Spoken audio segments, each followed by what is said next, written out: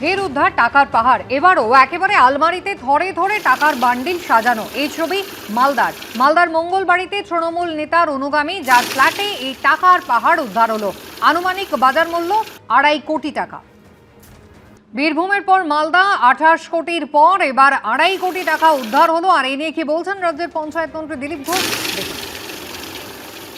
বহু ব্যবসায়ী এরকম আছে, নেতারা টাকা তুলেছে, ওদের কাছে দিয়েছে, সেই সোর্সটা খুঁজে বার করা। সাধারণ মানুষ অনেকে জানেন, পুলিশ তো জানেই, ধীরে ধীরে পৌঁছবে হাত আস্তে আস্তে সারা পশ্চিমবঙ্গ জুড়ে। এই যে সরকারি হাজার হাজার কোটি টাকা এসেছে কেন্দ্র থেকে, তার কোনো হিসাব নেই, তার কোনো খরচের কোথায় খরচা হলো কেউ জানে না।